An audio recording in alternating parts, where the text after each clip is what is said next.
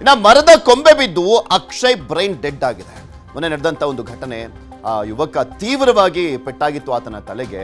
ಆತ ಇನ್ನೂ ಕೂಡ ಟ್ರೀಟ್ಮೆಂಟ್ ಅನ್ನ ಪಡ್ಕೊಳ್ತಾ ಇದ್ದಾನೆ. 99% ಚಾನ್ಸಸ್ ಕಡಿಮೆ ಅನ್ನುವಂಥದ್ರ ಬಗ್ಗೆ ವೈದ್ಯರು ಸೂಚನೆಯನ್ನ ಕೊಟ್ಟಿದ್ದಾರೆ, ಸಂದೇಶವನ್ನು ಕೊಟ್ಟಿದ್ದಾರೆ ಅವ್ರ ಕುಟುಂಬದವರಿಗೆ.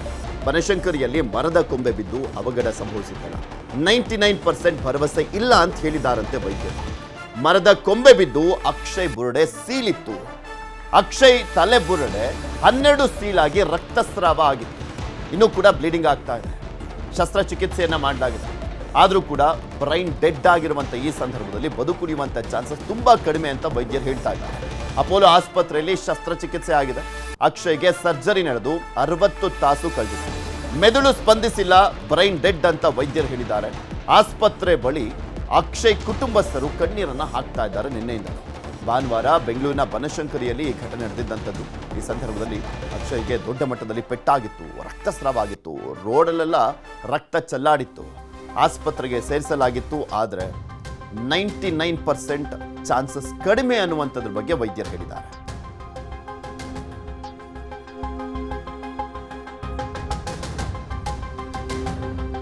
ಕರೆದಿದ್ರು ಡಾಕ್ಟರ್, ಅವ್ರ ಸರ್ಜನ್ ಅವರೆಲ್ಲ ಕರೆದಿ ಮಗು ಇವಾಗ 48 ಅವರ್ಸ್ ಒಳಗಡೆ ರಿಯಾಕ್ಟ್ ಮಾಡಿಲ್ಲ, ಬ್ರೈನ್ ಏನು ರೆಸ್ಪಾನ್ಸ್ ಮಾಡಿಲ್ಲ ಅಂದ್ರೆ ಬ್ರೈನ್ ಡೆಡ್ ಅಂತ ನಾವು ಕನ್ಸಿಡರ್ ಮಾಡ್ತೀವಿ ಅಂತ ಹೇಳಿದಾರೆ.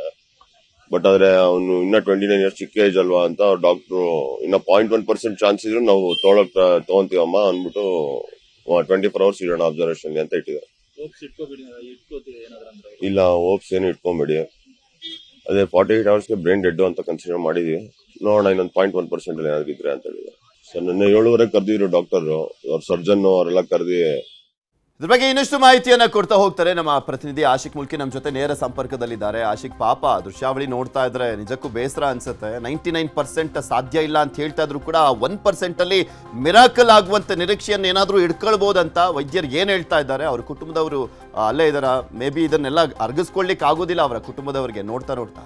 ಖಂಡಿತ ಪೃಥ್ವಿ, ನಿನ್ನೆಯಿಂದಲೂ ಕೂಡ ಯಾವಾಗ ಅಕ್ಷಯನ ತಂದಿಲ್ಲ ಆಸ್ಪತ್ರೆಗೆ ಸೇರಿಸಿದ್ರು ಆ ಕ್ಷಣದಿಂದನೂ ಕೂಡ ಕುಟುಂಬಸ್ಥರು ಕಣ್ಣೀರಲ್ಲಿ ಕೈ ತೊಳೆಯುವಂಥ ಪರಿಸ್ಥಿತಿಯಲ್ಲಿ ಇರುವಂಥದ್ದು. ನಿನ್ನೆ ರಾತ್ರಿ ಆ ಕುಟುಂಬಸ್ಥರನ್ನ ಕರೆದು ಹಿರಿಯ ವೈದ್ಯರು ಅವರಿಗೆ ಬ್ರೈನ್ ಡೆಡ್ ಆಗಿದೆ ಅನ್ನುವಂಥ ಮಾಹಿತಿಯನ್ನು ಕೊಟ್ಟಿದ್ದರು.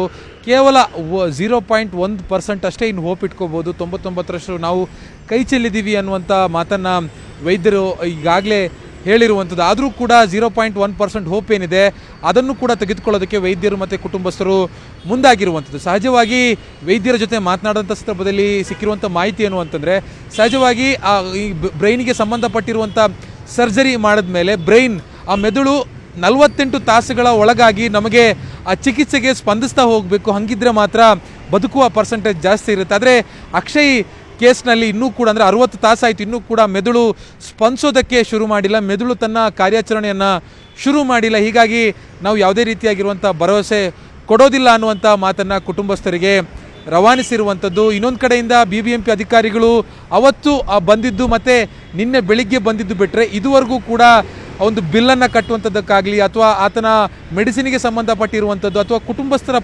ಪರಿಸ್ಥಿತಿ ಒಂದು ಸಾಂತ್ವನ ಹೇಳೋದಕ್ಕೂ ಕೂಡ BBMP ಕಮಿಷನರ್ ಬಂದಿಲ್ಲ, ಸಂಬಂಧಪಟ್ಟ ಇಲಾಖೆ ಅಧಿಕಾರಿಗಳು ಬಂದಿಲ್ಲ.